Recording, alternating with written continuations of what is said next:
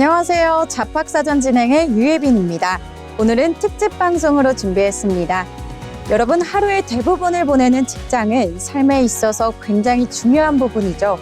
어쩌면 익숙하게 지나치고 있지만 그 안에는 미처 알지 못했던 변화와 또 기회들이 숨어 있는데요. 오늘은 여러분들이 현명한 선택을 하실 수 있도록 오늘 잡학사전에서 유용한 정보만 모아서 전해드리겠습니다. 자, 그럼 먼저 첫 번째로 잡토크 시간인데요. 변화하는 사회 속에서 우리의 일하는 방식을 들여다보는 일의 미래에 대해 알아보겠습니다.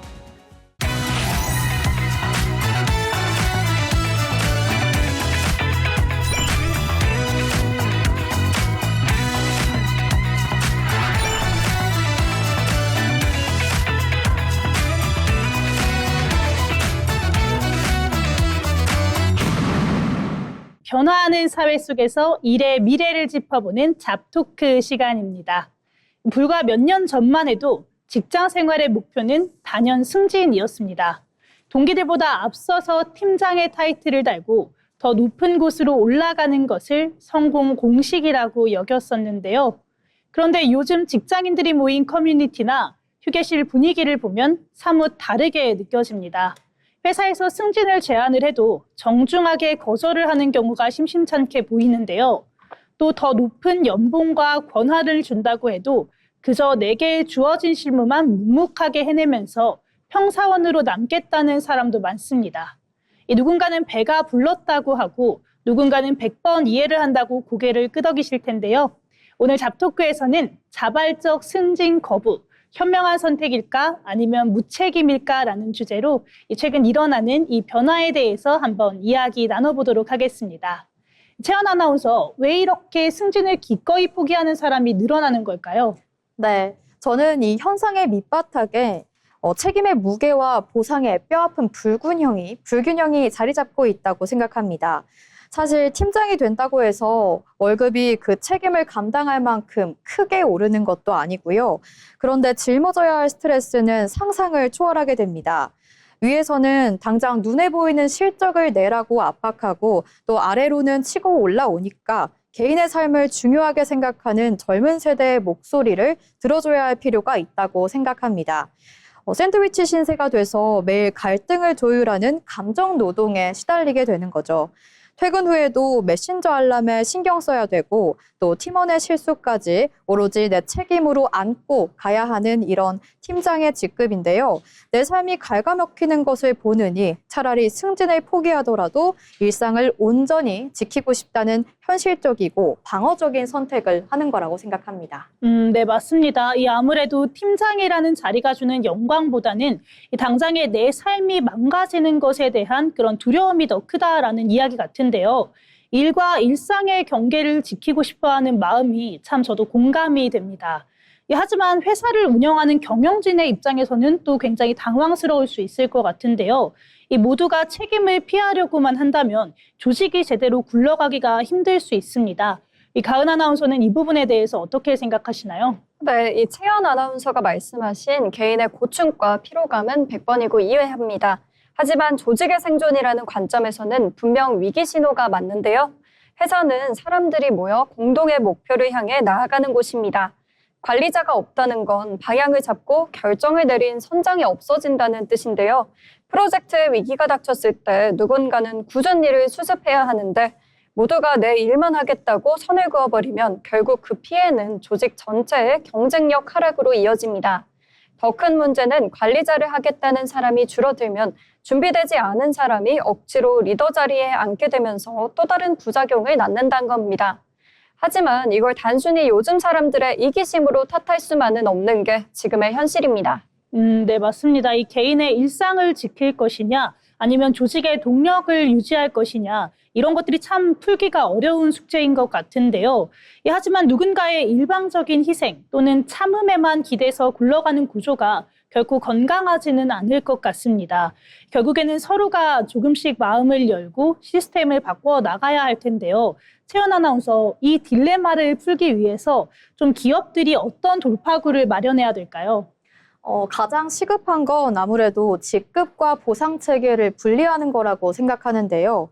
사람 관리에 스트레스 받는 사람한테 억지로 팀장 자리를 쥐어줄 필요는 없다고 생각합니다. 대신 본인의 직무 전문성을 아주 깊게 파고들 수 있는 전문가 트랙을 넓혀주면 될 것 같은데요. 실무 능력이 뛰어나고 또 회사의 성과에 기여하고 있다면 굳이 관리자가 되지 않아도 팀장이나 임원 이상의 높은 대우를 받을 수 있는 길을 열어줘야 합니다. 일부 IT 기업들은 이미 이런 제도를 도입해서 호응을 얻고 있는데요. 이렇게 되면 개인은 원치 않는 감정 소모를 피할 수 있고 회사는 핵심 인재 이탈을 막을 수 있습니다. 네, 저도 전문가 트랙 도입에 전적으로 동의하고 있는데요.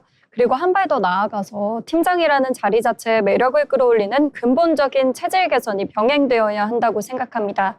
지금의 팀장들은 실무도 하면서 또 조직 관리까지 해야 하는 이중고에 시달리고 있는데요.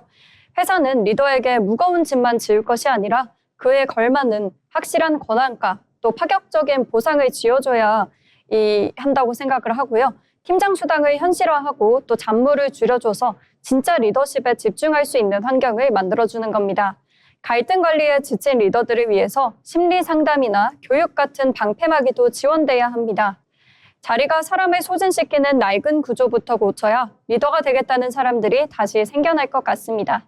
네, 맞습니다. 이 자발적 승진 거부라는 말이 단순히 일하기 싫다는 가벼운 투정이 아니었습니다.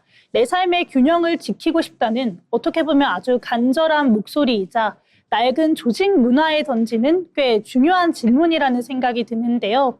아무래도 나의 일상을 망가뜨리고 또 나한테 상처를 주면서까지 억지로 입어야 하는 옷이라면 입지 않는 것이 맞겠죠. 회사는 일하는 방식을 다채롭게 열어주고 또 개인은 자신에게 가장 잘 맞는 자리에서 최선을 다해 빛을 발하는 일터가 필요한 시점인 것 같습니다. 이 승진을 하는 것만이 정답이 아니라 각자의 속도와 모양대로 성장할 수 있는 배려 깊은 문화가 우리 사회에 하루빨리 자리 잡기를 바랍니다. 지금까지 잡토크 함께 나누어 봤습니다.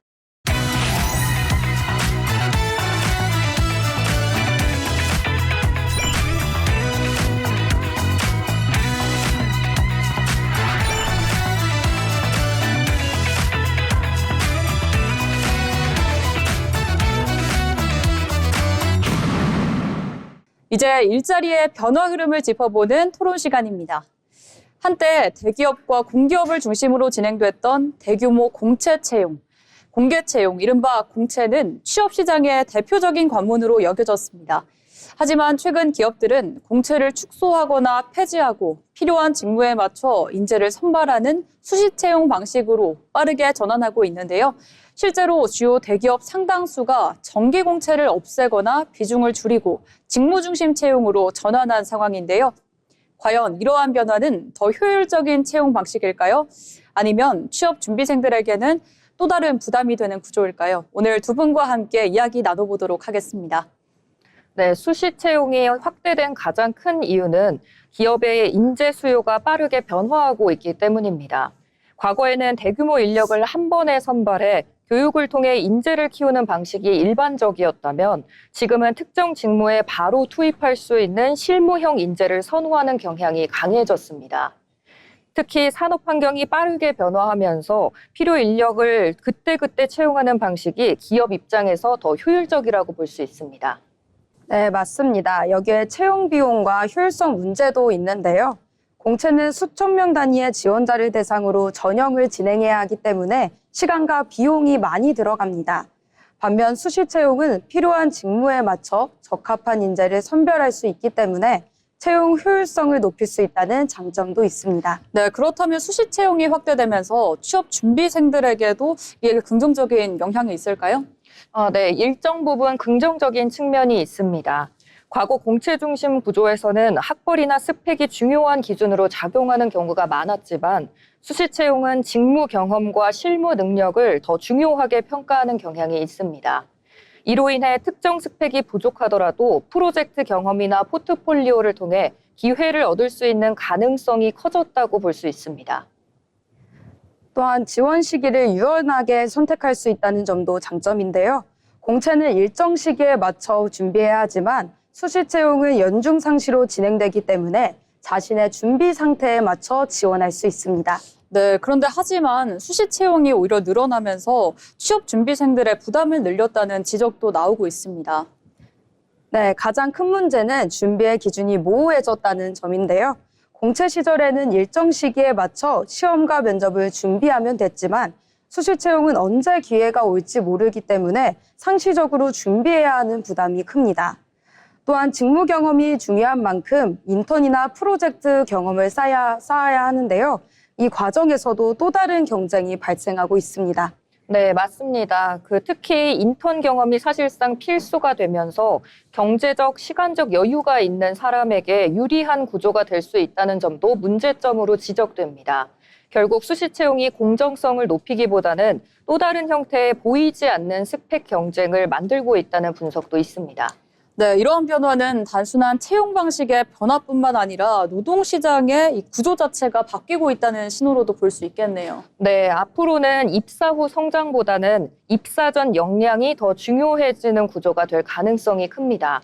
기업은 교육 비용을 줄이고 즉시 활용 가능한 인재를 선호하게 되고 그리고 개인은 스스로 경험과 역량을 쌓아야 하는 시대가 되고 있습니다.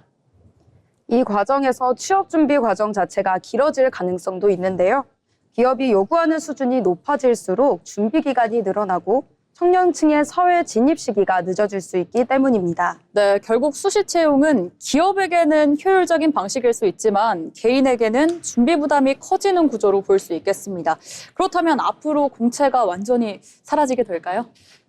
완전히 사라지기보다는 직무에 따라 병행되는 형태가 유지될 가능성이 큽니다. 예를 들어 대규모 인력이 필요한 경우에는 공채가 여전히 활용될 수 있고 전문 직무는 수시 채용이 중심이 되는 방식입니다.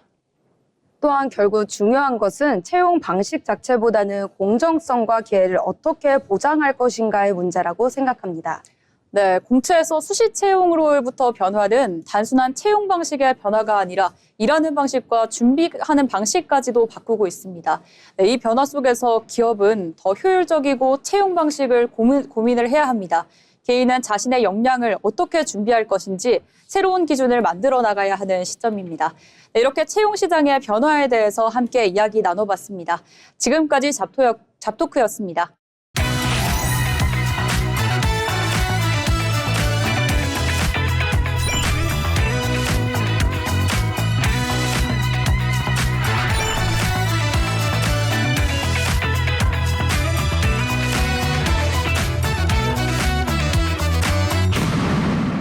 변화하는 사회 속에서 일의 미래를 짚어보는 잡토크 시간입니다. 예전에는 한 우물만 파야 전문 직종이다라는 말이 흔했는데요. 하지만 요즘 직장인들의 프로필을 보면 엔잡러가 흔합니다.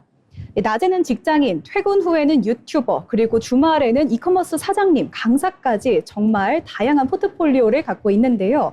누군가는 이를 두고 전문성이 흐려지는 것 아니냐 하는 우려 섞인 시선을 보내기도 하고요. 또 누군가는 불확실한 시대 속에서 현명한 생존 전략이다 이렇게 주장하기도 합니다. 따라서 오늘 잡토크에서는 엔잡러의 시대, 전문성의 분산인가, 생존을 위한 다각화인가 라는 주제로 한번 이야기 나눠보겠습니다. 승연 아나운서, 이러한 흐름 바탕의 원인은 뭐라고 생각하시나요? 네, 저는 이러한 현상의 바탕에 불안감과 자아 실현이 공존한다고 보는데요. 회사가 나의 노후를 끝까지 책임져주지 않는다는 걸 체감하고 있고 본업의 월급만으로는 치솟는 물가를 감당하기 힘든 현실적인 이유가 크겠습니다. 하지만 동시에 회사 안에서는 발휘하기 힘들었던 나만의 재능을 국회를 통해 시험해보고 싶은 욕구도 강하다고 생각합니다. 본업의 스트레스를 부업의 성취감으로 해소하는 일종의 정서적인 분산 투자인 셈이죠. 한마디로 그 경제적 안정망을 스스로 구축하는 동시에 진짜 나를 찾는 과정이다라는 말씀인 것 같은데요. 일종의 리스크 관리인 셈이죠. 하지만 기업이나 조직 관리 측면에서는 우려도 적지가 않습니다. 에너지가 분산되면은 결국 이 몰입도가 떨어지게 되고 결과적으로 이것도 저것도 아닌 상태로 이어질 수 있다는 걱정인데요. 주영 아나운서의 생각은 어떤가요? 승연 아나운서가 말씀하신 개인의 동기는 충분히 이해합니다.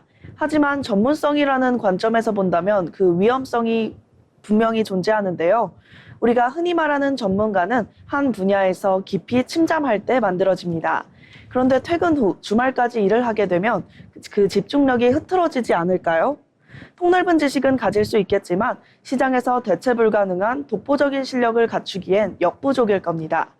특히 기업 입장에서는 직원이 본업에 쏟아야 할 창의적인 에너지를 외부에 쓴다면 조직 전체의 생산성 저하로 이어질까 봐 경계할 수밖에 없을 것 같습니다. 네, 그렇죠. 아무래도 이 전문성이 얕아질 수밖에 없다는 우려, 그리고 이 조직과 개인의 에너지가 충돌할 수 있다는 걱정까지 짚어주셨는데요.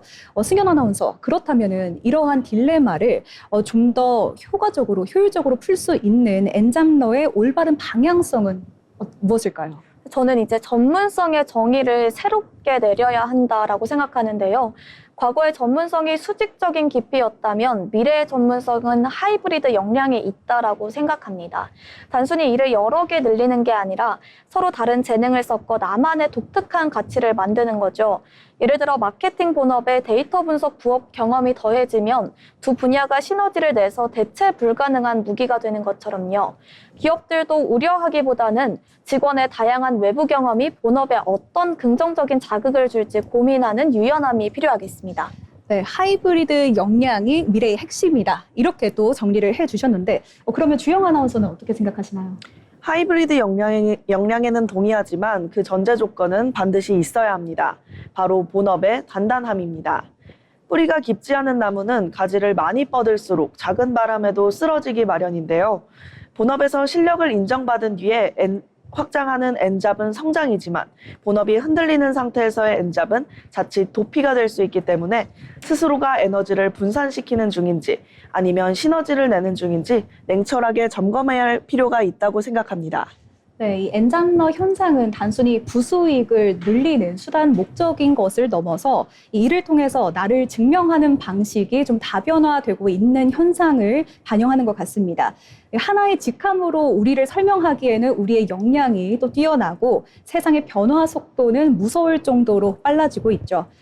하지만 결국 중요한 건 그 과정 속에서 내가 진짜 성장하고 있는지, 그리고 그러한 다양한 경험이 응축돼서 나만의 독보적인 경쟁력을 확보하고 있는지, 나만의 하이브리드 역량으로 여러분의 지도를 잘 그려가고 있는 게 중요할 것 같습니다. 지금까지 잡토크였습니다.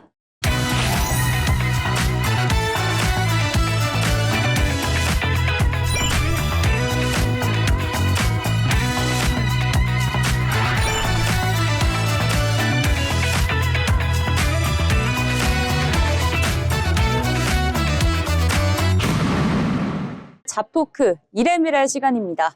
오늘 이야기해볼 주제는요. 직장인이라면 누구나 한 번쯤 고민해봤을 문제입니다. 바로 연봉 협상은 능력인가 아니면 부담인가입니다. 요즘은 입사할 때뿐만 아니라 이직이나 재계약 과정에서도 연봉 협상이 점점 더 중요해지고 있는데요. 과연 연봉 협상은 자신의 가치를 당당하게 표현하는 능력일까요? 아니면 여전히 부담스럽고 눈치 보이는 과정일까요? 오늘 함께 이야기 나눠보도록 하겠습니다. 먼저 혜윤 아나운서 의견부터 들어보겠습니다. 연봉 협상 능력이라고 보시나요?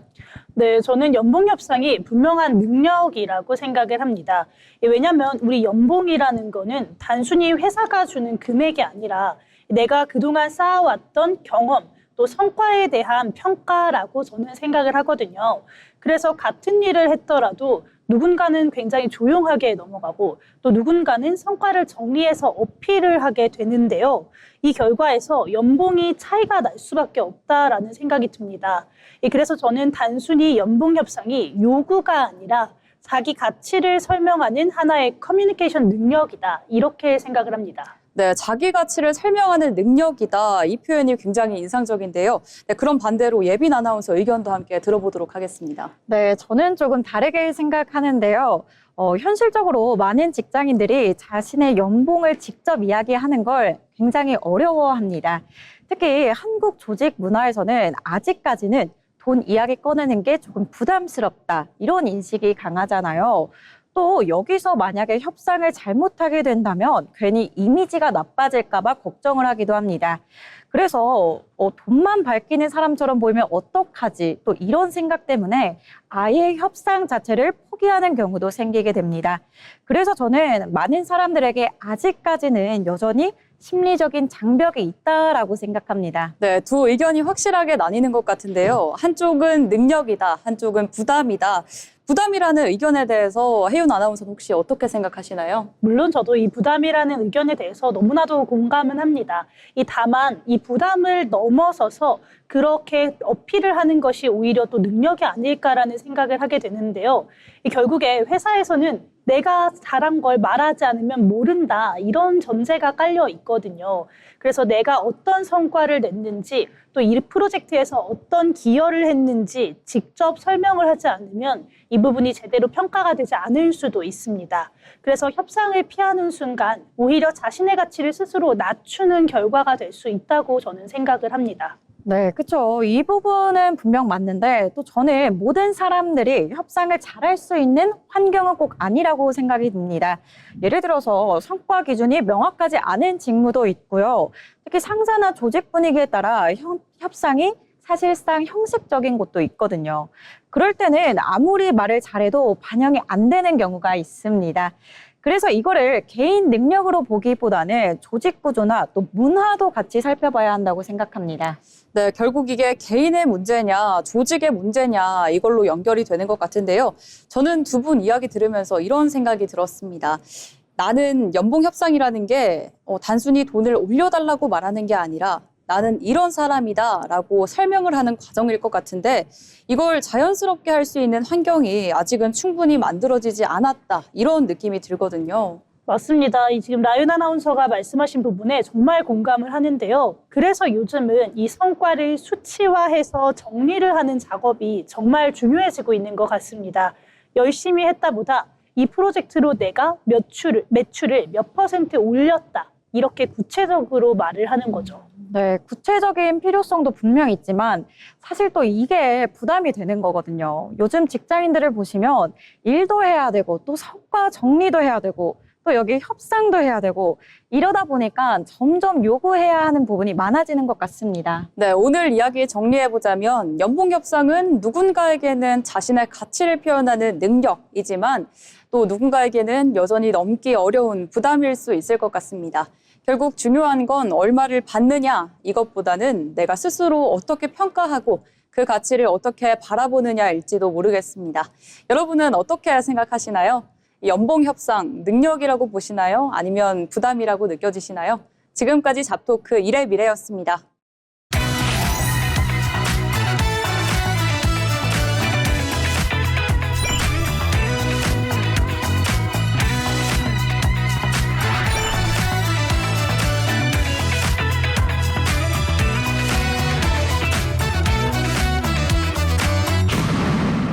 변화하는 사회 속에서 우리가 일하는 방식을 다시 들여다보는 잡토크 시간입니다.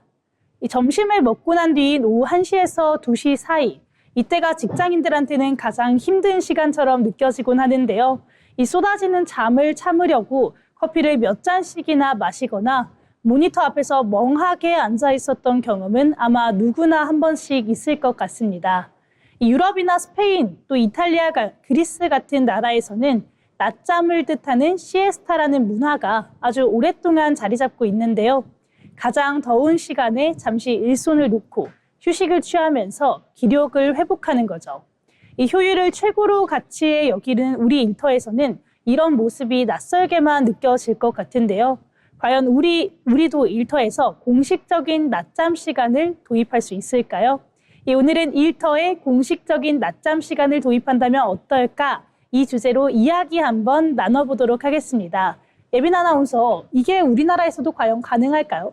네, 사실 우리 사회에서 아직까지 업무 시간 중에 잠을 잔다는 거는 게으름이나 또 약간 불성실함의 상징처럼 여겨지잖아요. 하지만 생물학적으로 본다면 오후 시간에 집중력이 떨어지는 건 아주 자연스러운 현상입니다. 특히 시에스타 문화가 있는 나라들은 단순히 잠만 자는 게 아니라 그 휴식을 통해서 오후 업무의 질을 높이는 것을 목표로 하는데요. 실제로 짧은 낮잠이 기억력과 창의성을 높여준다는 연구 결과도 있습니다. 졸음을 억지로 참으면서 책상 앞에 있는 8시간이 집중해서 일하는 4시간보다 가치가 낮다는 건데요. 이제는 무조건적인 근면함보다는 사람의 생체 리듬을 배려하는 것이 곧 경쟁력이라는 인식의 전환이 필요하다고 봅니다. 이렇게 졸음과 싸우면서 보내는 시간이 오히려 기회비용이 될 수 있다, 이런 말씀이시네요. 그런데 최원 아나운서, 우리나라처럼 실시간적으로 소통이 중요하고 또 속도를 강조하는 업무 환경에서 한두 시간씩 자리를 비우고 낮잠을 자는 게 현실적으로는 조금 어렵지 않을까요? 네, 맞습니다. 이 시에스타처럼 긴 휴식을 취하기에는 우리 기업들의 구조가 너무 촘촘하게 엮여 있다고 생각하는데요. 내가 쉬고 있는 동안에도 고객들의 문의는 계속해서 쏟아질 거고 또 협력사와의 업무 협의도 계속 될 테니까요. 특히 이 현장에서 기계를 돌려야 하거나 실시간 서비스를 제공해야 하는 직군에서는 이 낮잠 시간이 오히려 업무의 흐름을 끊는 방해 요소가 될 수도 있다고 생각을 합니다. 자칫 낮잠 시간이 내가 누릴 수 있는 권리가 아니라 또 다른 눈치 싸움의 도구가 될 수도 있는 그런 우려도 존재하는 거죠. 누구는 쉬고 또 누구는 일해야 하는 상황이 생긴다면 조직 내 형평성 문제도 불거질 거라고 생각합니다. 그래서 무작정 도입하기보다는 이 직무의 특성을 고려한 아주 세밀한 가이드라인이 먼저 마련돼야 한다고 생각합니다. 이렇게 직군에 따라서 좀 온도 차이와 또 현실에서의 운영의 묘미가 필요하다, 이런 말씀이신 것 같아요. 그런데 예빈 아나운서, 최근에는 일부 혁신적인 기업들을 중심으로 좀 수면실을 운영을 한다든지 아니면 휴식 시간을 유연하게 보장을 해주는 제도도 많이 생겨나고 있다고요. 네, 그렇죠. 시에스타처럼 대대적인 낮잠까지는 아니더라도 20분 내외의 짧은 낮잠인 파워냅을 장려하는 곳들이 생기고 있습니다. 전용 소파나 또 안마 의자를 갖춘 수면실을 잠시 개방해 두는 건데요. 이건 직원을 감시 대상으로 보는 게 아니라 스스로 컨디션을 관리할 줄 아는 전문가로서 신뢰한다는 뜻입니다. 기계도 열이 나면 잠시 멈춰야 하듯이 사람의 뇌도 잠깐의 멈춤이 필요한데요. 이런 작은 배려가 직원들에게는 애사심으로 이어지기도 하고요. 또 결과적으로 이직률을 낮추는 긍정적인 효과도 가져옵니다. 회사가 내 필요를 이해해주고 또 실 권리를 보장해준다는 믿음이 생긴다면 업무 몰입도는 또 당연히 올라갈 것 같습니다. 네, 저도 그 점에는 동의하는데요. 이 휴식이 다음 업무를 위한 재충전이 되려면 조직 문화 자체가 바뀌어야 한다고 생각합니다. 낮잠을 자고 일어난 동료가 있을 때 보면서 팔자가 좋다거나 어제 뭐 했길래 조느냐 하는 등의 이 비아냥거리는 시선이 남아있다면 수면실은 그저 보여주기식 공간에 그칠 거라고 생각하는데요. 오히려 집중 근무 시간을 명확히 정하고 또 그 외의 시간에는 짧은 잠을 자든 산책을 하든 이 개인의 자율에 완전히 맡기는 문화가 되어야 한다고 생각합니다.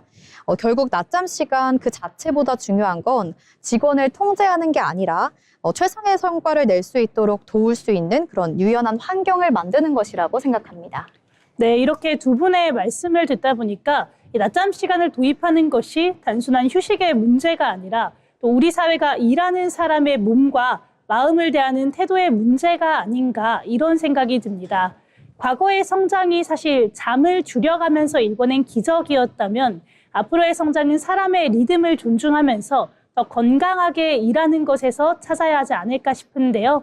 잠시 감은 눈 뒤로 찾아오는 짧은 평온함이 오후의 업무를 더 활기차게 만드는 든든한 동력이 되었으면 좋겠다는 생각이 듭니다.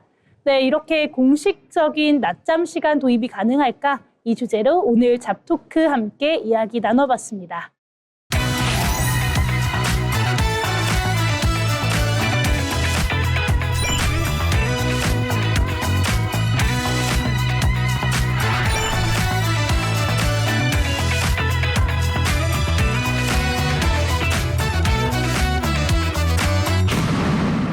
잡토크 시간인데요.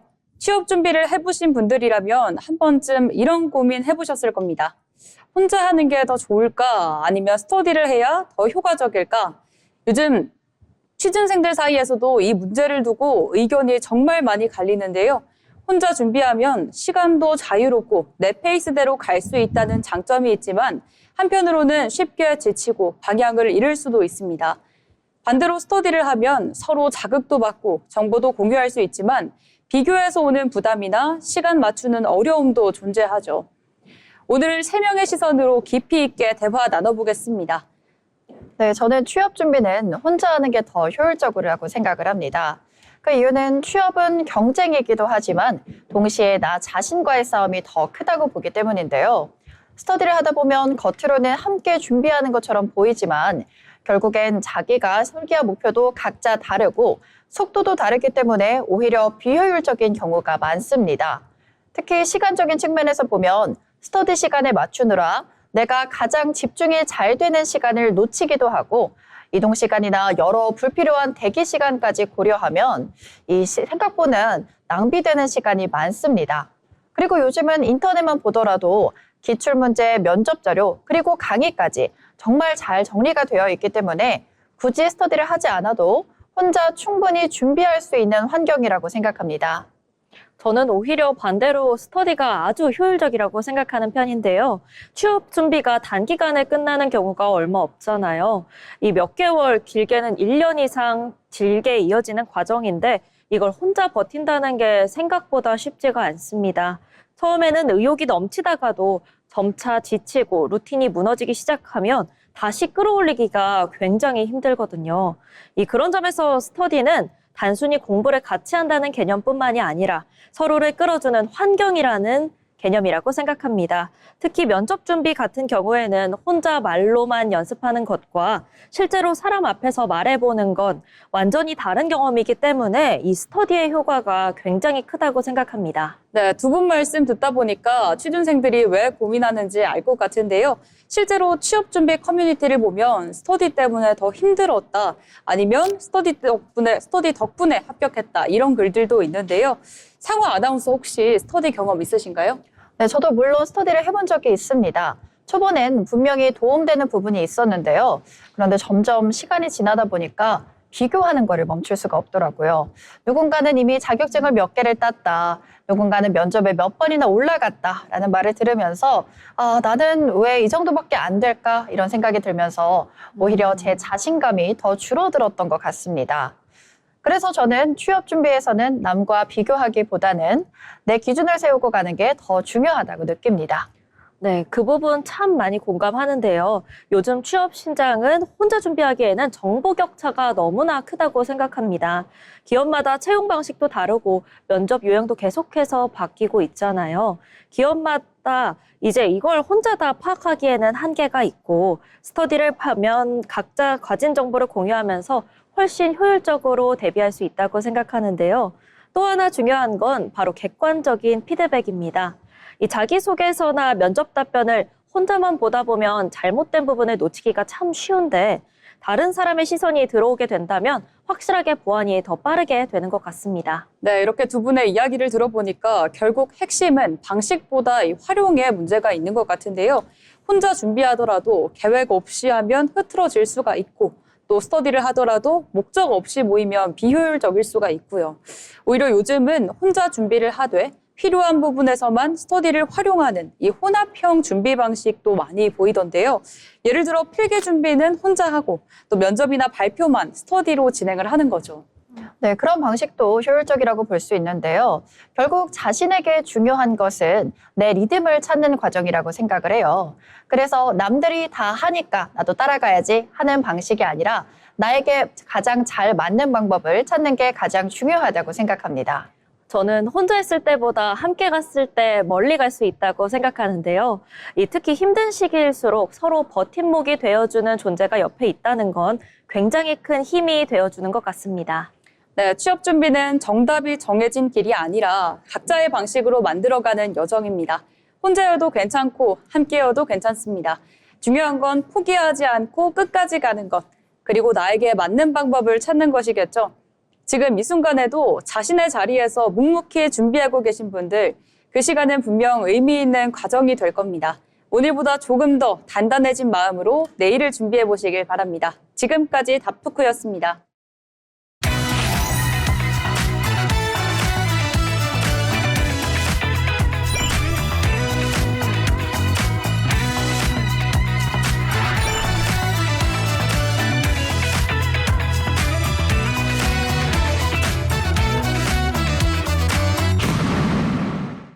네, 다음으로는 알아두면 도움이 되는 생활 정보를 전해드리는 알쓸정 시간입니다.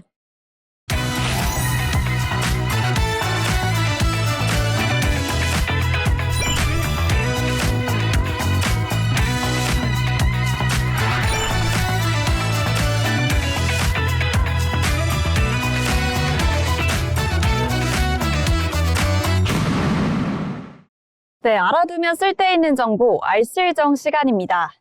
우리가 매일 사용하는 플라스틱, 이게 갑자기 부족해진다면 어떨까요? 지금 실제로 그런 상황이 벌어질 수 있습니다. 중동 지역의 갈등으로 인해 원유 공급이 불안정해지면서 플라스틱의 원료 자체가 부족해질 수 있다는 우려가 커지고 있습니다. 왜냐하면 우리가 쓰는 대부분의 플라스틱은 석유, 즉 원유에서 만들어지고 있기 때문인데요. 그런데 여기서 흥미로운 대안이 등장합니다.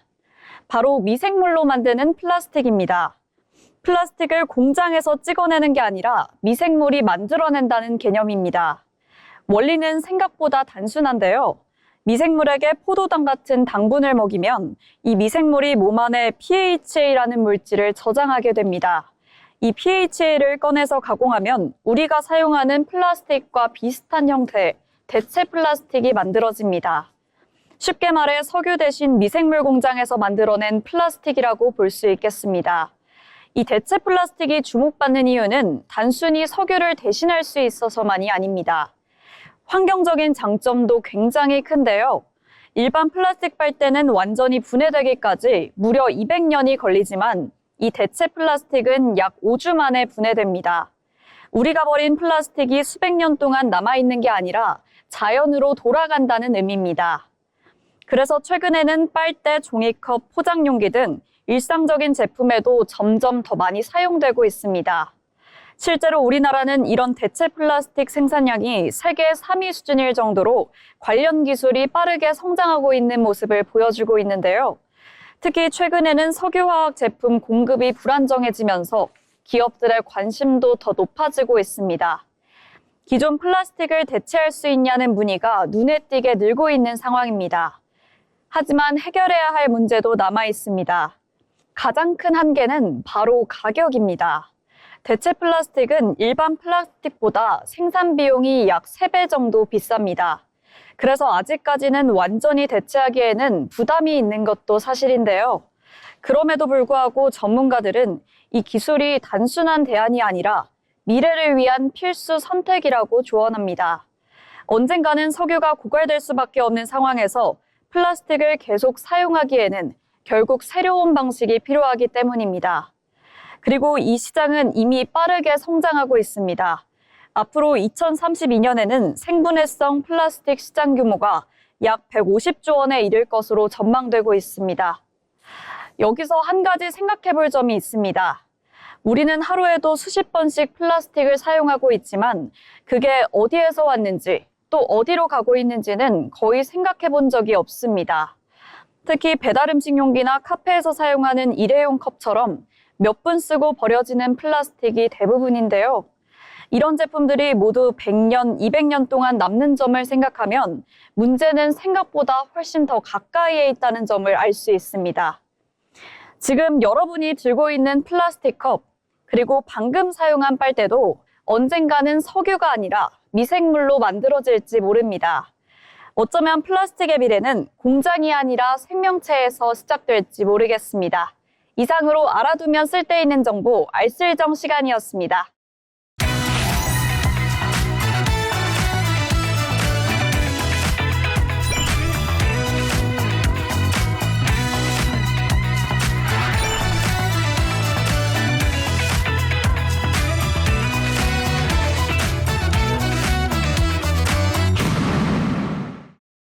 알아두면 쓸데있는 정보를 전해드리는 알쓸정 시간입니다.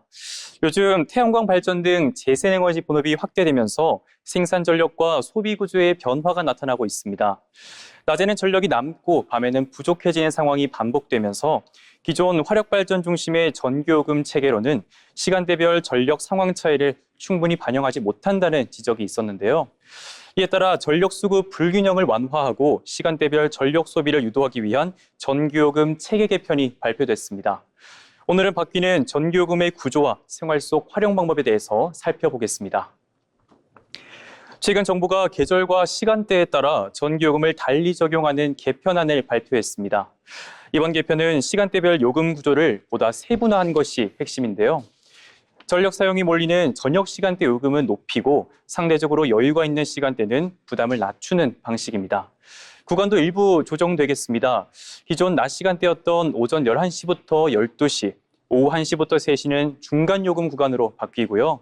반대로 오후 6시부터 9시까지는 최대 부하, 즉 가장 비싼 요금으로 바뀌게 됩니다. 여기에 요금 단가도 함께 조정되겠습니다. 심야 시간대인 경부하 요금은 킬로와트 시당 5.1원 인상되겠고요. 반대로 저녁 최대 부하 시간대 요금은 여름과 겨울에는 16.9원, 그리고 봄과 가을에는 13.2원이 인하됩니다. 특히 전력이 남는 봄과 가을에는 전기 사용을 유도하기 위한 제도도 도입됐습니다. 주말과 공휴일은 오전 11시부터 오후 2시까지 전기요금을 50% 할인하겠고요. 이 제도는 2030년 12월 31일까지 한시적으로 운영되겠습니다. 또 전력 사용을 늘리면 보상을 받는 수요관리 제도 DR과 연계하면 더 낮은 요금 적용도 가능하겠습니다. 적용은 단계적으로 이루어지겠는데요. 지난 1일 주택용 히트펌프를 시작으로 오는 16일 산업용 300kW 이상, 그리고 6월 1일부터는 일반용과 교육용까지 확대되겠습니다. 이번 개편은 산업용뿐 아니라 일반 가정에도 적용됩니다. 이제는 사용 환경에 따라 요금제를 직접 선택할 수 있는 건데요. 기존 누진세를 유지할 수도 있고 또 히트펌프 사용 전력만 분배하면 일반용 요금을 적용하는 방식도 가능하겠습니다. 또 시간대별 요금이 적용되는 계시별 요금 제도도 확대됩니다. 특히 공기열 히트펌프까지 지원 대상이 넓어지면서 친환경 난방을 고민하는 가정에도 도움이 될 것으로 보입니다. 그렇다면 실제로 어떻게 활용을 하면 좋을까요? 전력 사용은 시간대에 따라 나누는 것이 중요합니다. 세탁기나 건조기, 식기세척기 같은 가정은 요금이 낮은 낮 시간대에 사용하는 것이 유리하겠고요. 반대로 저녁 6시부터 9시까지는 전력 사용을 줄이거나 분산하는 것이 필요하겠습니다. 또 한전원 같은 서비스를 활용하면 자신의 전기 사용 패턴을 확인하고 보다 효율적으로 관리도 가능하겠습니다. 다만 시간대만 바꾼다고 해서 요금이 크게 줄어드는 것은 아니기 때문에 전체 사용량 관리도 함께 필요하겠습니다. 또 일부에서는 24시간 가용되는 이 산업 현장의 경우 시간대 조정만으로는 요금 절감 효과가 제한적일 수 있다는 지적도 나오고 있습니다. 전기요금은 이제 얼마나 쓰느냐뿐만이 아니라 언제 쓰느냐가 중요한 기준이 되고 있습니다. 작은 습관 변화가 이 생활비 절약으로 이어질 수 있는 만큼 한 번쯤 실천해 보시는 것도 좋겠습니다. 지금까지 알아두면 쓸데있는 정보 알쓸정이었습니다.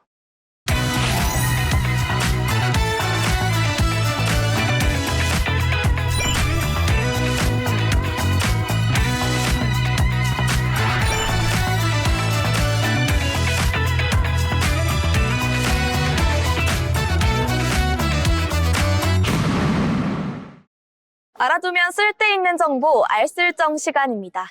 여러분, 오는 6월 3일 우리 사회의 방향을 결정하는 중요한 선택이 이루어집니다. 바로 지방선거인데요. 하지만 많은 분들이 대통령 선거나 국회의원 선거에 비해 지방선거는 상대적으로 덜 중요하게 느끼기도 합니다. 내 한 표가 크게 달라질까? 이렇게 생각해 보신 적도 있으실 텐데요. 과연 지방선거는 우리의 삶과 얼마나 가까운 선거일지 한번 알아보도록 하겠습니다. 지방선거는 우리가 살고 있는 지역을 이끌어갈 사람을 뽑는 선거입니다. 시, 도지사, 시장, 구청장뿐만 아니라 지방의회 의원, 그리고 교육감까지 다양한 직책을 한 번에 선출하게 되는데요. 이들이 결정하는 정책은 국가 단위의 큰 방향이 아니라 바로 우리 동네의 변화를 만들어냅니다. 즉, 지방선거는 가장 가까운 곳에서 우리의 삶을 바꾸는 선거라고 볼 수 있는 셈이죠. 그렇다면 이 선거가 왜 중요한 걸까요? 핵심은 생활 밀착성입니다. 우리가 매일 이용하는 도로, 출퇴근 시간에 타는 버스 노선, 아이들이 다니는 학교 환경, 동네의 공원과 복지시설까지 이 모든 것들이 지방정부의 정책과 결정에 의해 바뀌게 되는데요. 눈에 보이지 않지만 가장 자주 체감하는 변화들이 바로 여기서부터 시작됩니다. 이번 2026년 지방선거는 조금 더 특별한 의미를 갖습니다. 현 정부 출범 이후 약 1년 만에 치러지는 선거이기 때문인데요. 이 때문에 정치권에서는 이번 선거를 중간평가라고 바라보는 시각도 많습니다. 유권자들이 어떤 선택을 하느냐에 따라 향후 국정 운영의 방향에도 적지 않은 영향을 미칠 예정이기 때문이죠. 이미 선거 분위기도 서서히 달아오르고 있는데요. 각 정당은 유력 후보를 중심으로 지역별 전략을 세우고 있고 현직 단체장과 새로운 도전자 간의 경쟁도 점점 더 치열해지고 있습니다. 특히 수도권과 주요 광역시에서는 선거 결과에 따라 전국적인 정치 흐름이 달라질 수 있다는 점에서 더 큰 관심이 쏠리고 있습니다. 그렇다면 우리는 어떤 기준으로 후보를 선택해야 할까요? 전문가들은 단순히 정당만 보기보다는 인물과 정책을 함께 살펴야 한다고 말합니다. 이 사람이 우리 지역을 얼마나 이해하고 있는지, 현실적인 문제 해결 능력을 갖추고 있는지, 그리고 약속한 공약이 실제로 가능한지까지 조금 더 꼼꼼한 판단이 필요하겠습니다.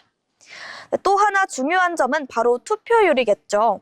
지방선거는 대통령 선거에 비해 투표율이 낮은 경우가 많은데요. 그만큼 한 표 한 표가 가지는 영향력은 오히려 더 커질 수가 있습니다. 적은 참여 속에서의 한 표는 그 결과를 바꿀 수 있는 힘을 갖고 있기 때문이죠. 특히 청년층의 투표 참여는 앞으로의 지역 정책 방향을 결정하는 데 있어 가장 중요한 요소입니다. 일자리, 주거, 교통, 문화 환경까지 청년들의 삶과 직결된 문제일수록 직접 선택에 참여하는 것이 더 큰 변화를 만들어낼 수 있습니다. 우리가 사는 동네의 변화는 거창한 곳에서 시작되지 않습니다. 골목길 하나, 버스 정류장 하나, 작은 공원 하나처럼 일상의 아주 사소한 변화들이 모여 삶의 질을 바꾸게 되는데요. 그리고 그 출발점에는 언제나 선택이 있습니다. 이번 6월 여러분의 한 표는 단순한 선택이 아니라 앞으로 4년간 우리 일상의 방향을 결정하는 출발점이 될 수 있습니다. 멀게만 느껴졌던 지방선거가 사실은 가장 가까운 변화의 시작일지도 모르겠습니다. 지금까지 알아두면 쓸데있는 정보 알쓸정이었습니다.